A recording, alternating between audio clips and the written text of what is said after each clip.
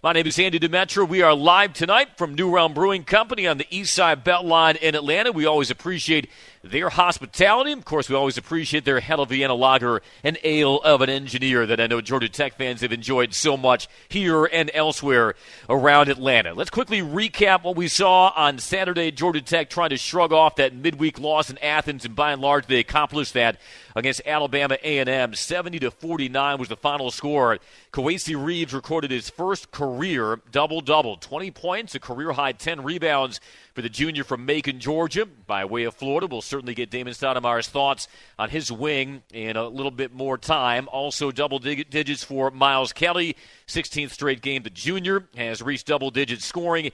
Nathan George, how about that freshman? A guy who, remember, should still be a high school senior, reclassifying and signing with Georgia Tech in August. He dished out 8 assists. That's to go along with the 9 assists he had in that win over Duke a week ago Saturday, and helping Georgia Tech to a 70-49 win over Alabama A&M. It makes Georgia Tech 5-3 on the year. Those consecutive wins over Mississippi State and Duke. Mississippi State number 21 in the country. Duke was number 7. It marked the first time Georgia Tech has beaten ranked opponents in back-to-back games in nearly 7 years. And that is quite a way for a new head coach to endear himself to the fan base in Damon Stoudamire. We'll hear from him, like we said, in a little bit more time. Georgia Tech is 11th in the nation in three-point percentage defense. Opponents are only making 26.6% of their threes coming in. You've heard Damon in our pregame interviews and our postgame interviews about his team playing sound in gaps on the backsides of the plays and utilizing their length and their athleticism. And they've done that well in crashing and contesting and forcing teams to some dismal shooting nights from deep. Georgia Tech is leading scoring so far through 8 games by Miles Kelly, 17 points. Kawasi Reeves averaging 12.5. Debo Coleman, third on the team in scoring. And by Dongo, what a breakout debut it has been for the freshman from the Senegal. 8 points and a team leading 7 rebounds a game. Like we said, we've got a lot to discuss, and we are happy to welcome in for the first time on his show, head coach of your Yellow Jackets, live from New Realm Brewing on the East Side Beltline in Atlanta, Damon Stoudamire. Put on those headsets, sir. Let's get cracking. Looking sharp here as well on this Monday night here in Atlanta. How are you, Coach? Good to talk to you. Thank you, Andy. Thank you. I needed to. Been driving for about 40 minutes and didn't know where the heck I was going. I'm telling. Well, you spent 3 years in Boston. You know all about the Big Dig and traffic patterns and so forth. But Atlanta does that to you sometimes. We can understand. No, what I need to do is just keep doing what I've always done. Uber. There you go. Yeah, you can never go wrong with that. So here we are, a month and 5 days into the season. I know you've been asked this at various times since you came here in March, but through the first 8 games of the schedule, describe the support, the reception that you have felt and received from Georgia Tech fans here in year one. It's been great. As I'm going around the community, going around the city, I think the response was really good early, but obviously we hadn't played any games, hadn't done anything. And I think once they seen us play, I think people liked it. But then obviously, the great week we had, beating Mississippi State and beating Duke, I think, that's what got everybody's antennas up. And I think that the city was really excited about the momentum that the program has moving forward. The Mississippi State and Duke games, how did those wins illustrate the progress that you feel your team has made in learning your system, running your system, and ultimately leading to a pair of ranked wins at home? Well, even though it's early, I think that the buy-in has shown. I think, each and every day we're learning each other, and it's not easy. Practices are hard. We do a lot of competing. You've been there, so you've seen, and I do a lot of coaching in those practices, and I try to let guys just play freely in the game. But it's been hard and it's been difficult, and I know change isn't easy. They're young men. I've said it 100 times. Being in the pros, I think I had about 4 to 5 different coaches. I had like 2 coaching changes mid-season. And so I just think for me, change is a part of the process, and that's what I'm trying to get them to understand. And we all got to be pulling in the same direction. And the connectivity, I think, is starting to come. And I think you've seen that, that week in beating Mississippi State and beating Duke. Yeah, certainly seeing glimpses of what this team can continue to be this year. You've talked a lot about habits. What are some of the habits that you're still trying to instill in your players to get them to play more consistent, more winning basketball?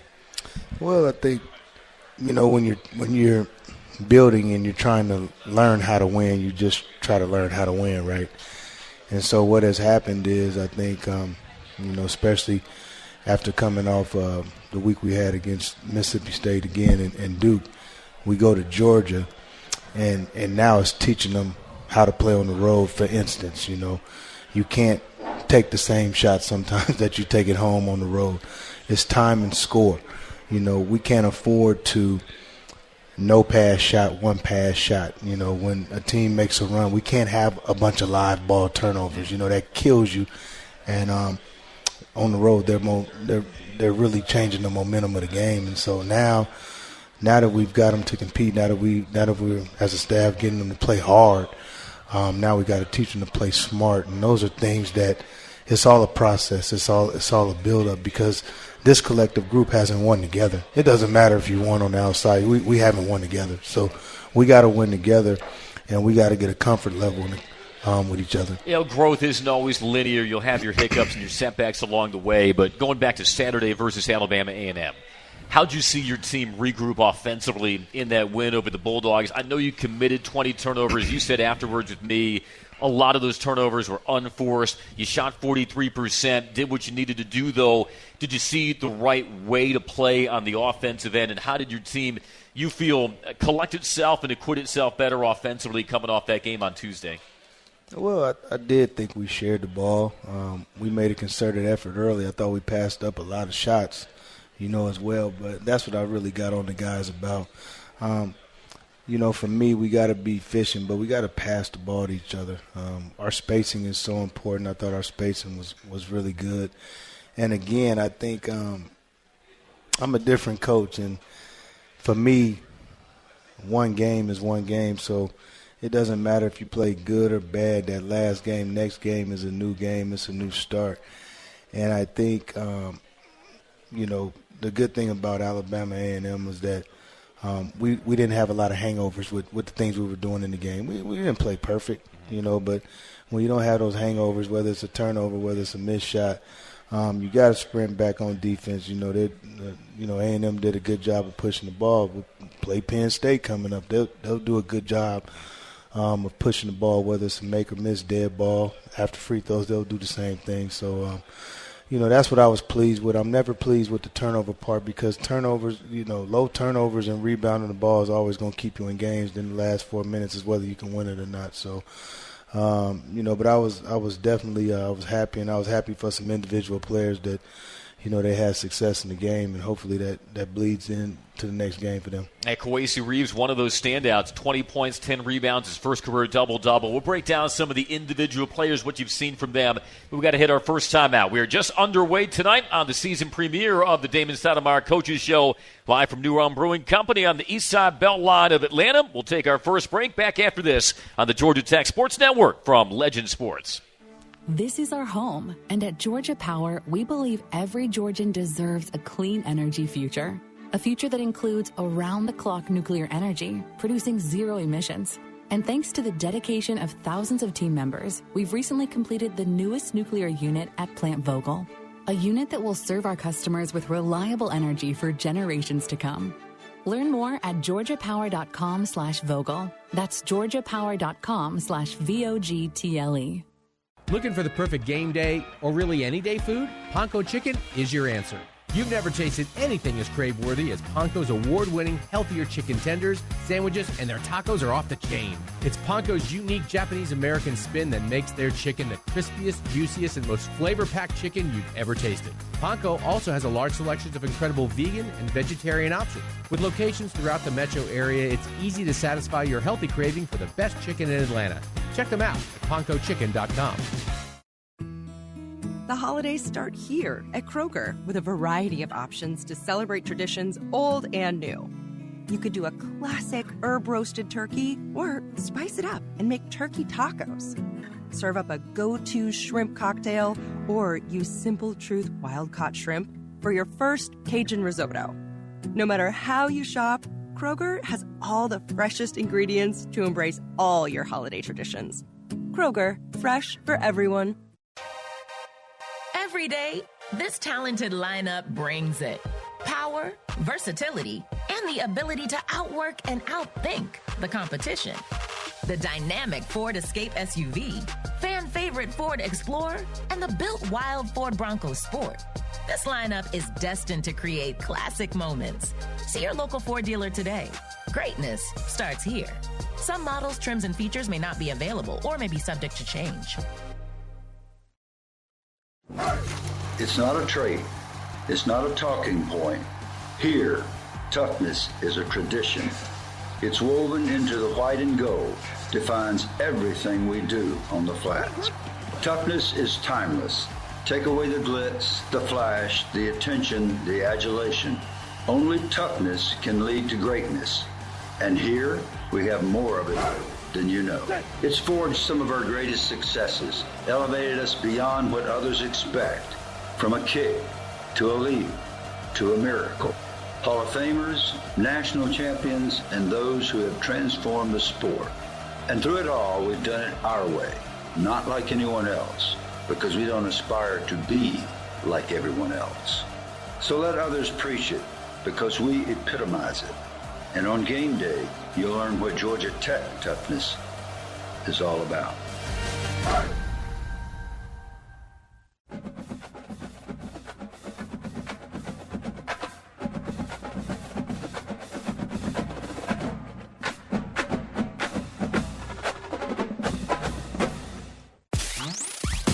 Latest on Yellow Jackets basketball. It's the Damon Stoudamire Show on the Georgia Tech Sports Network. Great to visit with you for the first time this season on the Damon Stoudamire Coaches Show here on the Georgia Tech Sports Network from Legend Sports. The Yellow Jackets head to New York City. Stephon Marbury, Kenny Anderson, John Sally, Jose Alvarado. List could go on. That is sort of the spiritual home away from home for Georgia Tech as they tip off with Penn State at noon at Madison Square Garden. Can't wait to bring you that coverage statewide on the Georgia Tech Sports Network from Legend Sports. We're live tonight at New Realm Brewing Company on the East Side Beltline. He's Damon Stoudamire. I'm Andy Demetra. Pardon my ignorance. Did you have your coach's show when you were head coach at Pacific? Coach's radio show? No, we you know how it is. I didn't know what the radio scene was in Stockton, California. So this is your very first coach's show then.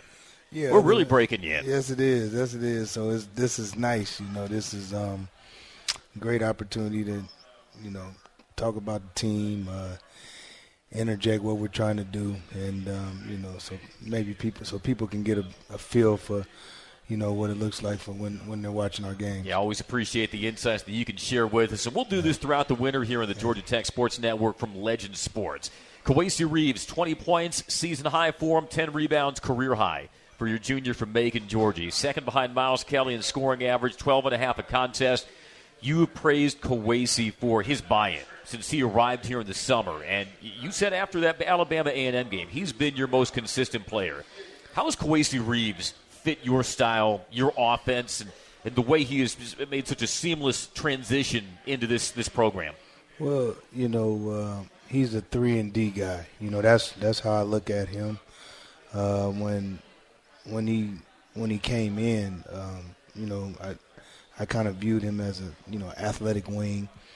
You know, again, that could make a three, that could guard on the perimeter. You know, and I felt he could rebound. And you know, I'm looking at his stats right now, and if you think about, forget how many points he averages. I'm looking at his numbers. I hope I don't jinx him.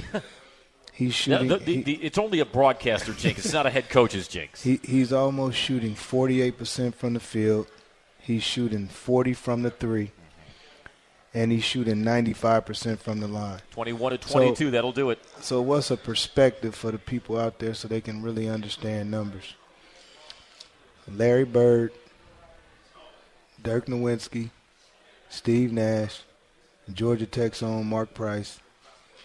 These are probably some and it's one more, but off the top of my head, those are the only people that I've known to have 50% from the field, 40 from the three, and at least 90 from the line in a season. So through 8 games, what he's doing, shooting the ball, and just, one of the reasons his numbers is that way because he plays within himself, and that's the buy-in part of it. He never gets outside of who he is. If you watch the game, you don't call his name a lot, whether he's having a good one or subpar, and, that's a credit to him. He practices hard.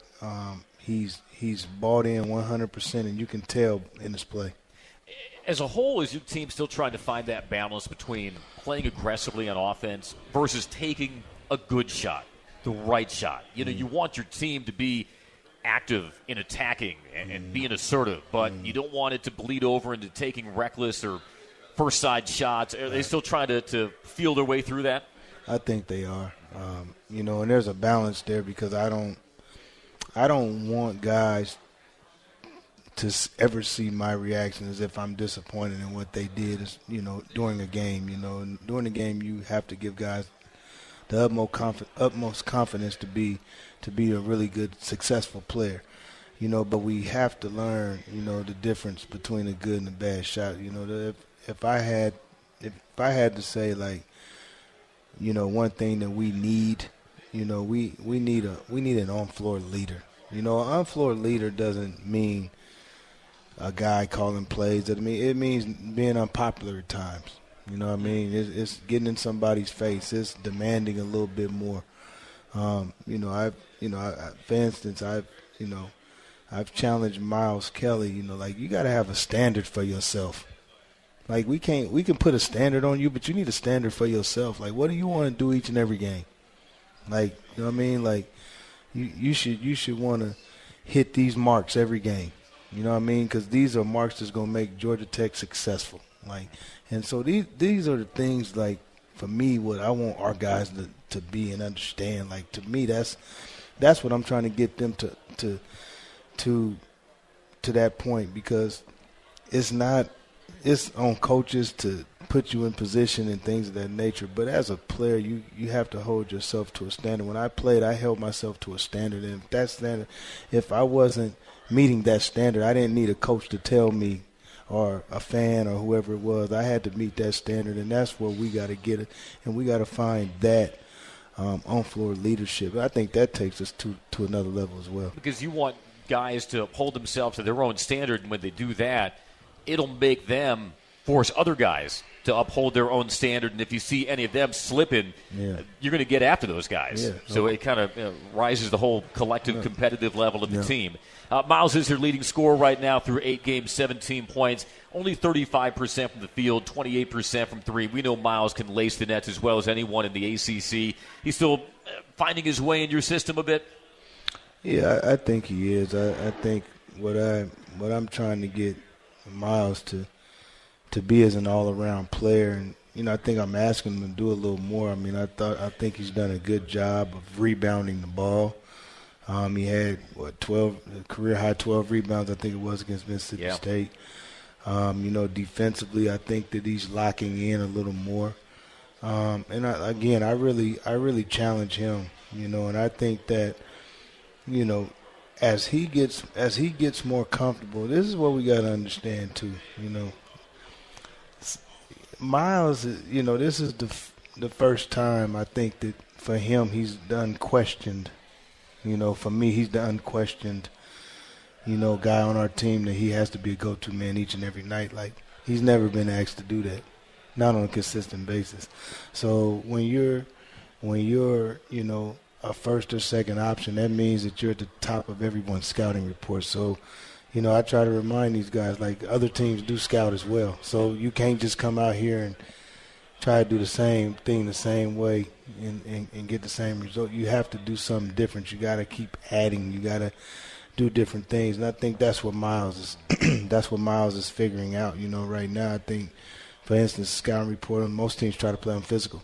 So, he has to figure that out. You got to know when and when not to. I would like to see him get out in transition, a little more run, find open shots that way, because I think that when he finds some easy ones early, I think it always makes it easier for him as the game goes on. Yeah, no question about that. I'm glad you mentioned Miles' rebounding numbers. He's second on the team right now, 6.4 a game. It took him 3.5 games this year to surpass his total number of offensive rebounds from all of last season. So being 6'6" and playing 6'6" are sometimes two different conversations, but Miles has made his imprint on the glass. Nathan George, another guy that I don't think it was on a lot of Georgia Tech fans' bingo cards. To see Nathan on the floor this early, let alone dropping 9 assists in that win over Duke, including the game-tying and go-ahead alley-oops to buy Dongo there in the final 90 seconds of the game. As we've said, Nathan, he committed to you in early August. He reclassified from the class of 2024, so technically he should still be a senior in high school. And he's out there dropping dimes in crunch time against a top 10 Duke team. When you evaluated Nathan this summer, what had you convinced that he could come in and contribute this early in your system, or has this come as even as a surprise to you? No, I kind of been seeing it. You know, he's been building each and every practice. The thing for me when he's on the floor is that there's a certain ball movement that we have. It flows, you know, and I'm not expecting him to come out there and get 10, 12, 13, 14 points and 10 assists every game. The only thing I'm asking him to do is to get guys going, get the ball movement, and get the flow of the game, you know, intact. And I think that he's done that, you know, since he's was inserted into the lineup. We're 3-1.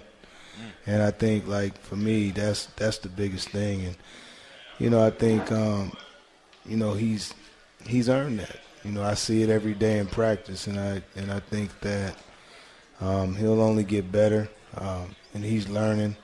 I think he can shoot a lot better than what his percentages say they are right now. But I think Tech fans and people around the country will fall in love with him. You know, I think that, you know, you can see some of the really good characteristics that he has, and I think that the things that he does on the floor in terms of passing, it gets contagious with our team. 9 assists versus Duke. I was looking this up. That was the most by a Georgia Tech freshman in a game since Amon Shumpert in 2009. It was the most by a Georgia Tech freshman in an ACC game since 2007. Not a bad first ever conference game for Nathan George. You're facing the preseason favorites of the ACC, and you stick some clutch assists down the stretch. He's not the only freshman that has been inserted into your starting lineup by Dongo. ACC Rookie of the Week last week, had 21 points, 5 rebounds, 4 blocks in that win over Duke. It was the first time since Daniel Miller in 2011 that a Georgia Tech freshman has had 4 blocks in a game. He's been an athletic specimen. Yusuf said he's erased a lot of mistakes defensively. What have you liked so far about Bai's contributions? Where is that next step in his growth? Well, I love what he's done so far. I think that he was injured, and that killed his momentum. You know, he had been really practicing well, doing good things for us. But the one thing that I think that Bai's done for us more than anything is he can block shots. So he cleans up a lot of things that at times we don't do defensively. And I think he's made some amazing weak side blocks. That's been great. I think that he rebounds the ball really well. And I think offensively he's coming. And, you know, a lot of times we forget he's a freshman. He's played 4 or 5 games, I think. And, again, like, this is the first time, you know, that he's been counted on, you know, the way we're counting on him. And so no different than Miles. You know, there's a growth into that role, and I think that he's going to keep on coming and keep on coming and keep on coming. But, you know, I think he's I think he's proven so far. To me, he's not only one of the more talented freshmen in the conference, but he's one of the more talented freshmen in the country. Yeah, speaking of guys who are rising up the scouting report very quickly by Dongo, before we head to break, I asked Nathan, you know, what attracted you to Damon Stoudamire as you were contemplating schools, and he's from Toronto, Ontario, Canada. He said, you know, my dad loved watching Damon Stoudamire growing up. I don't know, that may make you feel some kind of way there. Well, you know, it's, you know, that I think I do have a built-in advantage with some of the Canadian kids, especially the kids that are from Toronto. But no, look, I'm happy that his dad grew up watching me, because if that's what it took, I'm all for it. Whatever it takes to close the deal, and Nathan has certainly shown early in his freshman season for your Yellow Jackets, who, like we said, are back in action on Saturday noon at Madison Square Garden as they take on the Penn State Nittany Lions for the first time since 2016. We'll take another timeout. We're live tonight from New Realm Brewing Company on the East Side Beltline in Atlanta for the season premiere of the Damon Stoudamire Coaches Show. We're back after this on the Georgia Tech Sports Network from Legend Sports. Here comes the Ramblin' Wreck. My family and I love watching Georgia Tech football, though it's hard to choose between the big screen at home and the excitement of being in the stands. Either way, Scana Energy's part of the action as a proud partner of Georgia Tech. So join Scana and my family in cheering on the Yellow Jackets this season. Sign up with Scana today and get up to $100. Call 877-GO-SCANA or visit scanaenergy.com/jackets for details. Limited time offer. Terms and conditions apply. You know Georgia Tech basketball is exciting to watch. But here's something you might not see. Many of the mechanical and HVAC systems on Tech's campus that make game day and every day comfortable were built by the hands of a United Association Local Union 72 plumber, pipe fitter, or HVAC technician. We do important work that makes a difference. If you're smart, like making great money, working with your hands, and you want a career that makes a difference, join us. Visit UA72.org. Atlanta's own New Realm Brewing Company is the official craft beer of Georgia Tech Athletics. In the stadium and around ATL, you can find New Realm's delicious Georgia Tech collaboration brews, Ale of an Engineer Golden Ale, and Hella Vienna Lager. Find them near you today by using the Beer Finder at NewRealmBrewing.com and visit New Realm's Atlanta Brewery at 550 Somerset Terrace on the East Side Beltline Trail. Every day, this talented lineup brings it. Power, versatility, and the ability to outwork and outthink the competition. The dynamic Ford Escape SUV, fan favorite Ford Explorer, and the built wild Ford Bronco Sport. This lineup is destined to create classic moments. See your local Ford dealer today. Greatness starts here. Some models, trims, and features may not be available or may be subject to change. Atlanta, home of clout, home of culture, home of Georgia Tech. But it's not enough to represent a city, you have to reflect it. And our story is Atlanta's story. A place that influences and innovates. A place that doesn't wait for change, it creates it. A place of relentless drive and undeniable swagger. With a storied past and unstoppable future. That's Atlanta. That's Georgia Tech. So let others wish they were here or pretend they're from here. We are here. And when you take this celebrated program in this world-class city, you get an electricity unlike anything in college football. Welcome to Atlanta, and what's the good word? This is Georgia Tech football.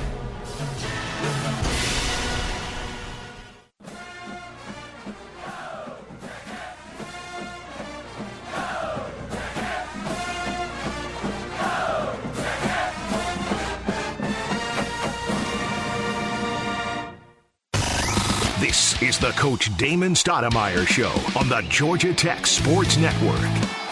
Live from New Realm Brewing Company on the East Side Beltline of Atlanta. The gang's all here as we welcome in Damon Stoudamire for his first radio show of the year. We'll do this throughout the year on the Georgia Tech Sports Network from Legend Sports. Georgia Tech coming off its win versus Alabama A&M on Saturday.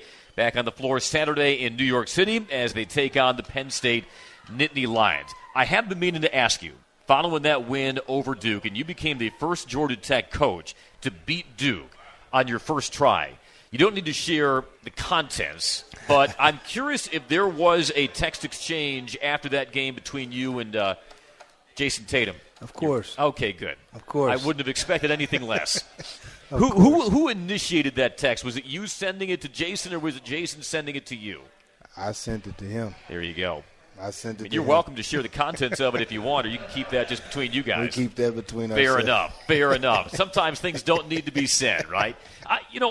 It was a great atmosphere. The crowd was so lively and energized, and it was all capped off by the court storming afterwards. We've heard from the players about what that atmosphere meant to them, but what did that atmosphere mean to you as the coach? You know, it really felt good, but I think for me, I was more happy for the guys. You know, I was more happy for the guys. I was happy for the fans, you know, because I think, you know, to be able to have a big win like that so early on in the year, it just, you know, it's something to build on, you know what I mean? And so for me, being in that moment, it was great, but also I tried to stay, you know, grounded and knowing that it's still so early. Like, you know, things are kind of happen fast. So what happens is, like, I immediately turn to the expectation of it. Okay, now we got a bullseye on our back. We can't, you know, do X, Y, and Z. I have to, you know, I got to figure out a way to once midnight hit, boom, game's over. We got to get ready for the next game, next practice, next game. And that's kind of what, you know, I thought about right at that moment. But, you know, I'd be lying if, you know, when we get that last rebound, we got that steal. Miles gets the steal, and he's shooting the free throws. And, you know, I know what those guys have been doing in practice every day. I know it hasn't been easy. And for them to have that moment, I think it was a great moment for them. I think it was a great moment for the fans and the students, and, you know, everybody got a chance to come out. It was just a great afternoon of basketball for us. I was wondering if you had some flashbacks in that moment. When was the last time you were part of a court storming like that? That was obviously something you didn't have to worry about with the Celtics. Nah, security's pretty tight in those NBA arenas. But when was the last time you were part of a court storming? Any at Pacific? Arizona? See, that's the problem. We don't. I've never been anywhere where we stormed the court. Okay. Now this is what I will say. The most vivid memory I have of recently is when we lost Game 6 to Golden State in Boston. So our locker room is right next to theirs, so we had to see them celebrate in our arena. And for me, like, I hate losing more than I like winning. And so I remember that because obviously I know people on that side. So, they shaking your hand and they got a bottle of champagne in there. You know what I mean? You know, so for me, again, that moment, you know, you think about a whole lot of things. And I flash back for a second. I flash back to when I got hired. I flash back to kind of as I've gotten every player on the team that came in that wasn't a holdover. You know, thinking about the coaching staff and, you know, all the different things. It was great. It really was.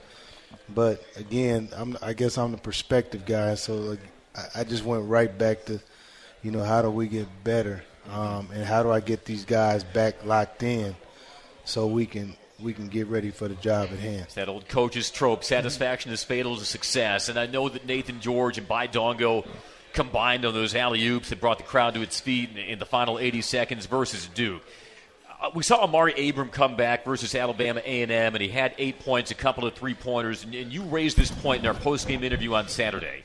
You know, for Amari, somebody who's very gifted and is a great shot maker, to not play in 3 straight, a lot of guys would have sulked, but you said behind closed doors, Amari just went back to work, and so for him to come back and to make the most of his minutes against Alabama A&M, what did that say about Amari, and where can Amari continue to be a valuable asset for you as this season goes on?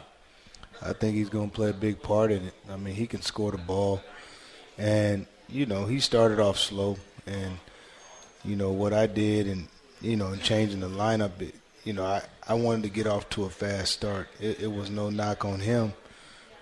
But, you know, I think that there were some things he had to clean up. And we had a great conversation, and we always talked, and, you know, it was honest dialogue. And I think that, you know, for him to come back and do what he did, you know, on Saturday, you know, it showed his character. It showed who he is. It shows that, you know, he cares. It shows that there's something inside of him where he wants to be a really good player, and I still think he will be. And you know, I've seen him. He's working.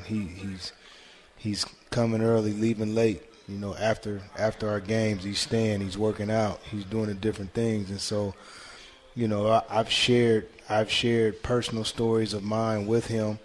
because everybody has had their back up against the wall.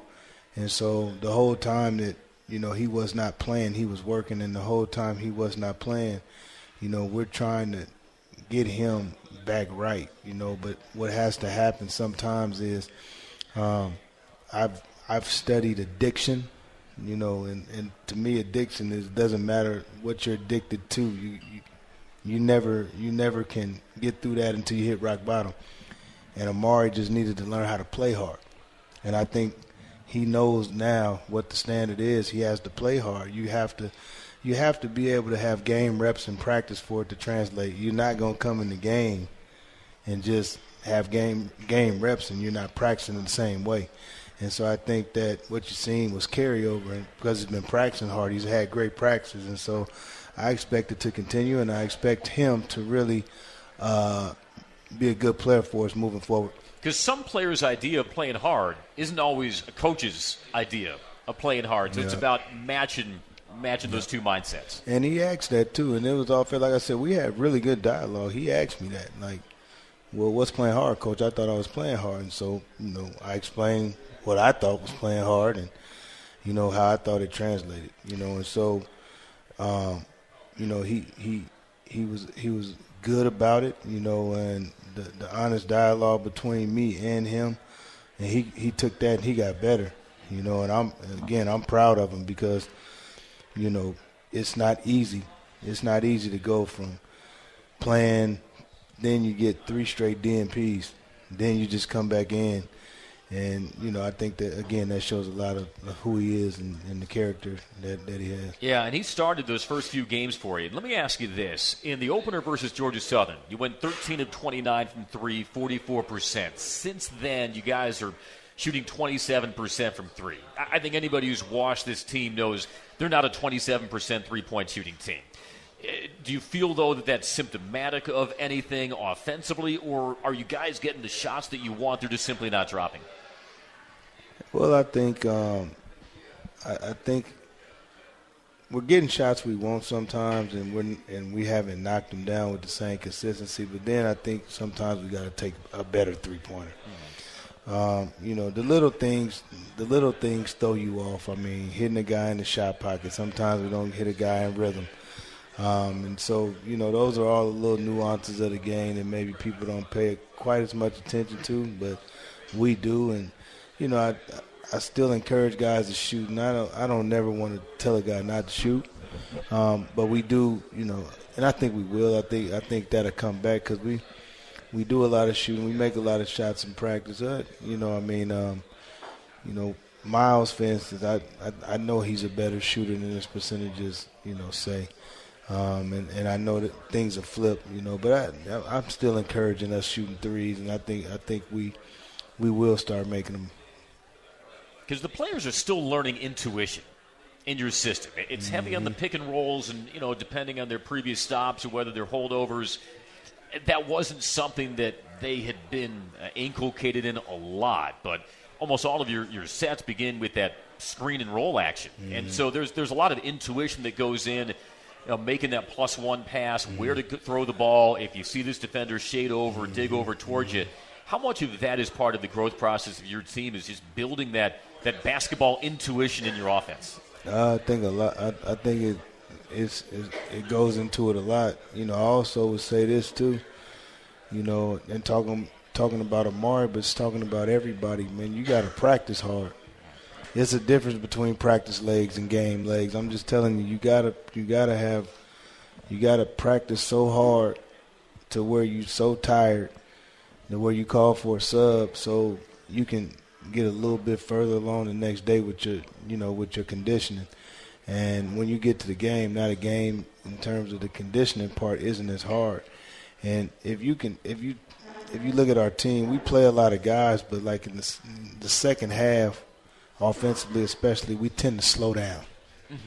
If you look at it, we tend to slow down, and we got to get better from that standpoint. And a lot of it is the pace of the game And I do think we get fatigued. And that's everyone. It's not one person. It's everyone. So we got to get better with the pace of that, and I think that'll help as well. Well, see if that pace can pave the way to a win at Madison Square Garden on Saturday. And that's the next game for your Yellow Jackets as they battle the Penn State Nittany Lions at noon. We'll, of course, have that coverage for you on the Georgia Tech Sports Network from Legend Sports. Live tonight at New Realm Brewing on the Beltline of Atlanta is the debut edition of the Damon Stoudamire Coaches Show. We'll be back after this on the Georgia Tech Sports Network from Legend Sports. Here comes the Ramblin' Wreck. My family and I love watching Georgia Tech football. Though it's hard to choose between the big screen at home and the excitement of being in the stands. Either way, Scana Energy's part of the action as a proud partner of Georgia Tech. So join Scana and my family in cheering on the Yellow Jackets this season. Sign up with Scana today and get up to $100. Call 877-GO-SCANA or visit scanaenergy.com/jackets for details. Limited time offer. Terms and conditions apply.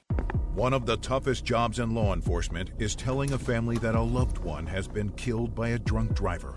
That's why Georgia law enforcement works every day to keep drunk drivers off the road.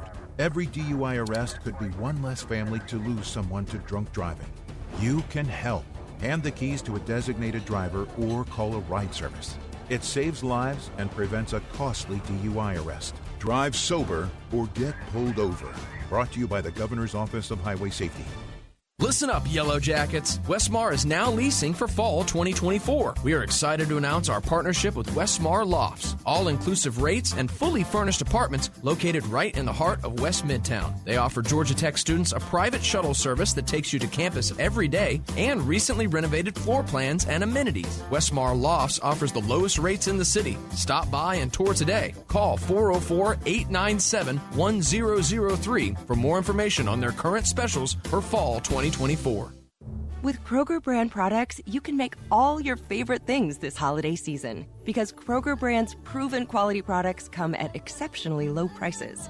And with a money-back quality guarantee, every dish is sure to be a favorite. These are a few of my favorite things. Whether you shop delivery, pickup, or in-store, Kroger brand has all your favorite things. Kroger, fresh for everyone. It's not a trait. It's not a talking point. Here, toughness is a tradition. It's woven into the white and gold, defines everything we do on the flats. Toughness is timeless. Take away the glitz, the flash, the attention, the adulation. Only toughness can lead to greatness. And here, we have more of it than you know. It's forged some of our greatest successes, elevated us beyond what others expect. From a kick, to a leap, to a miracle. Hall of Famers, national champions, and those who have transformed the sport.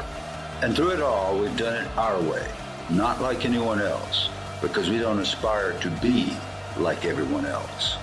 So let others preach it, because we epitomize it. And on game day, you'll learn what Georgia Tech toughness is all about.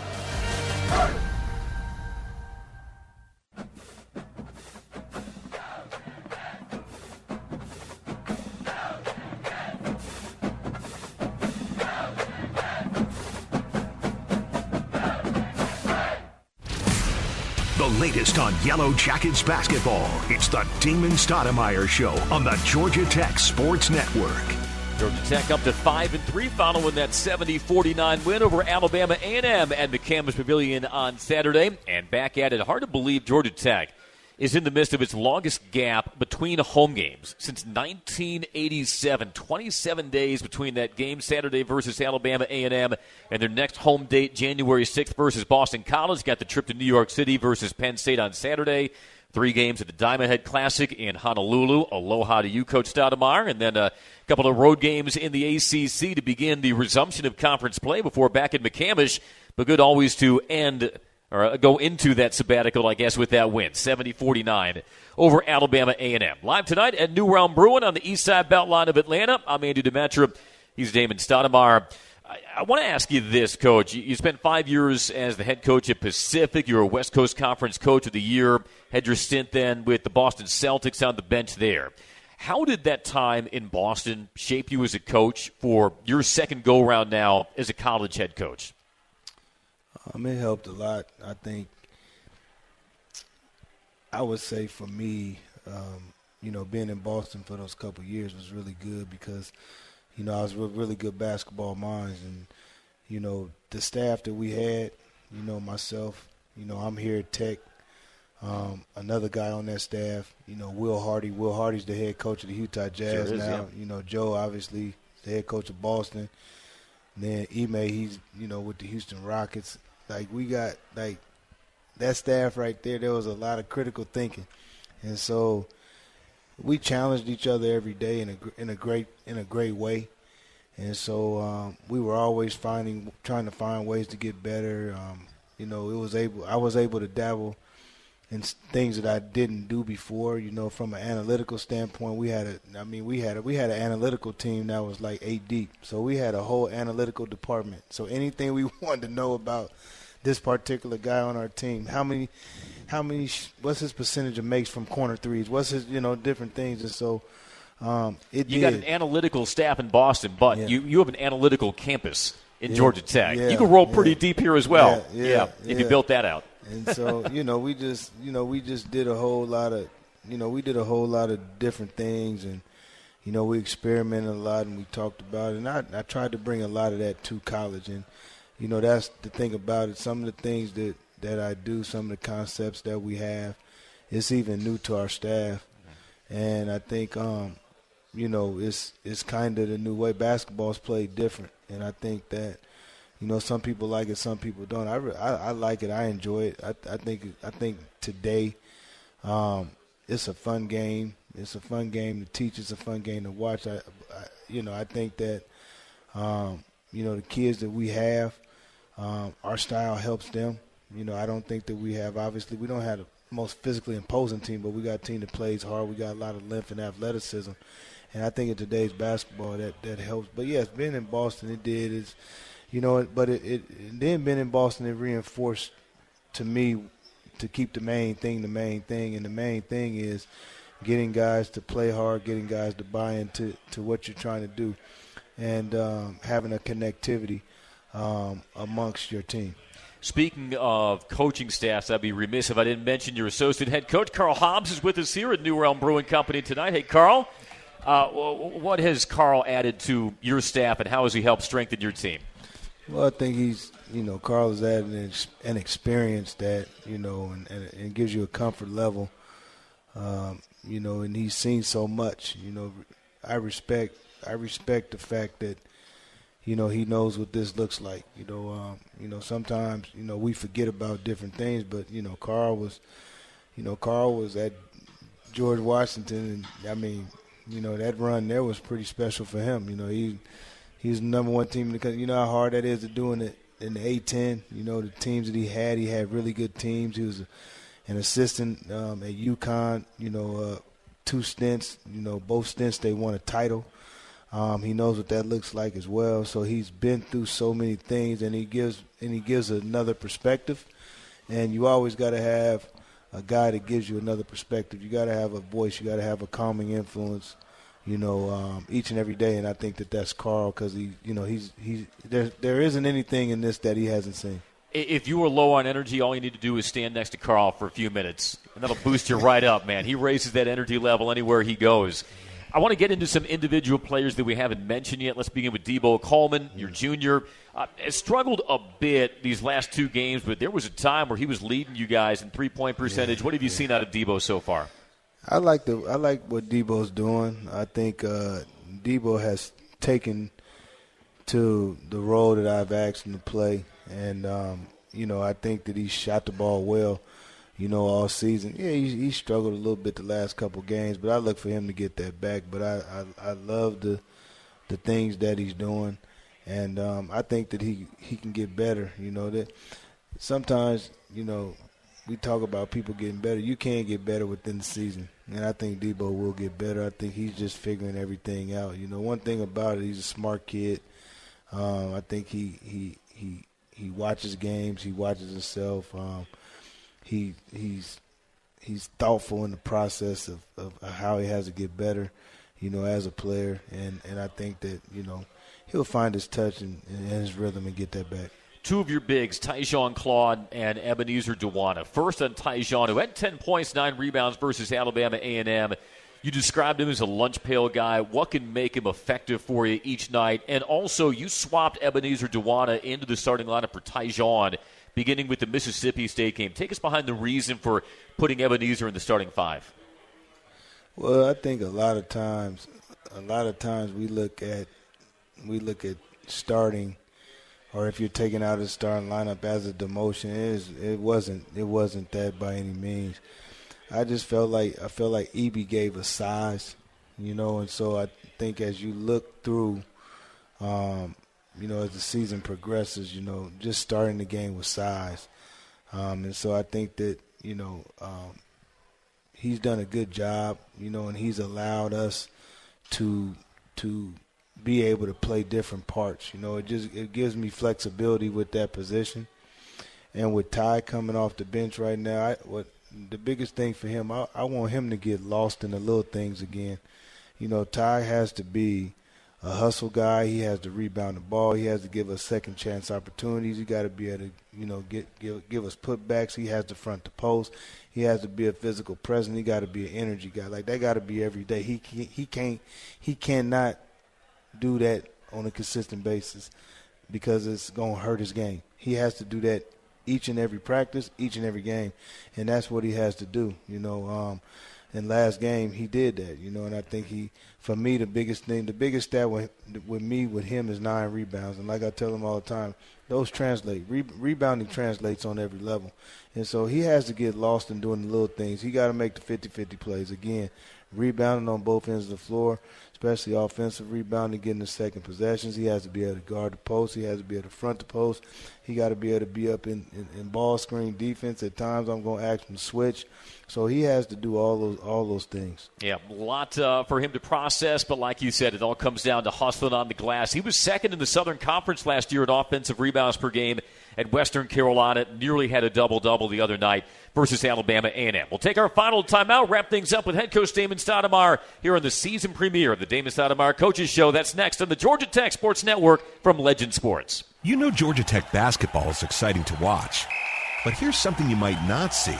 Many of the mechanical and HVAC systems on Tech's campus that make game day and everyday comfortable were built by the hands of a United Association Local Union 72 plumber, pipe fitter, or HVAC technician. We do important work that makes a difference. If you're smart, like making great money, working with your hands, and you want a career that makes a difference, join us. Visit UA72.org.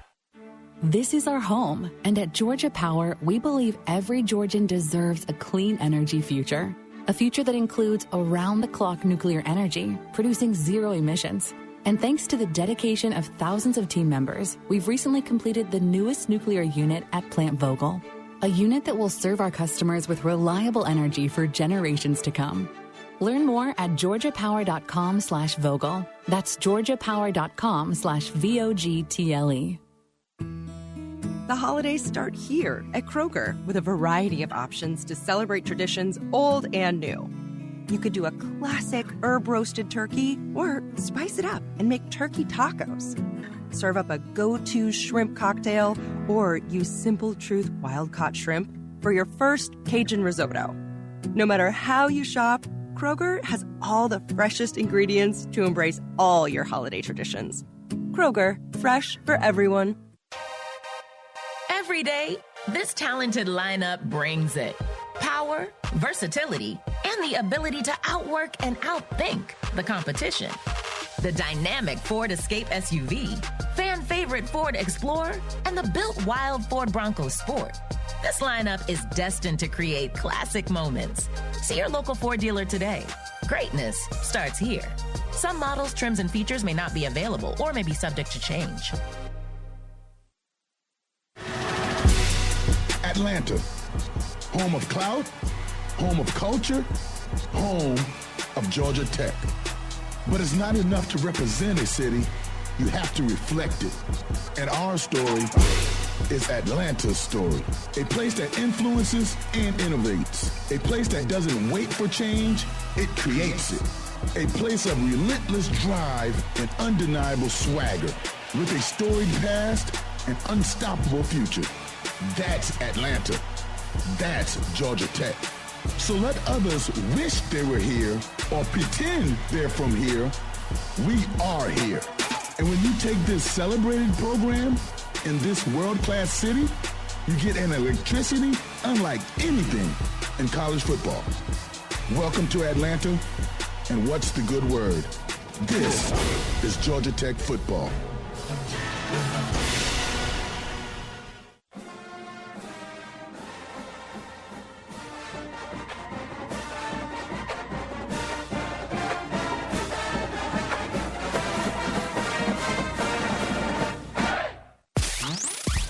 Latest on Yellow Jackets basketball. It's the Damon Stoudamire Show on the Georgia Tech Sports Network. A little less than a minute before we wrap up our first edition of the Damon Stoudamire Coaches Show. Big thanks to everybody here at New Realm Brewing Company on the east side Beltline of Atlanta for their hospitality. We'll do this all winter long on the Georgia Tech Sports Network from Legend Sports. Georgia Tech versus Penn State, Saturday, noon tip time at Madison Square Garden. What is your favorite memory, Coach, of playing at Madison Square Garden? I did some research. I think I know the answer, but I want to hear from you. Nah, I mean, I have a lot of memories at Madison Square Garden. I had some good games there. I remember the first game I played just because it was there. But yeah, I had a lot of good memories. Okay, how about a 30-piece against the Knicks in the game-winning assist in 1997? Okay, I remember Doug that. Christie. I thought so. I got that to Doug Christie. There you go. Second best memory. The first one will come on Saturday. We appreciate you listening tonight. He's Damon Stoudamire. I'm Andy Demetra. This has been the Damon Stoudamire Coaches Show on the Georgia Tech Sports Network from Legend Sports.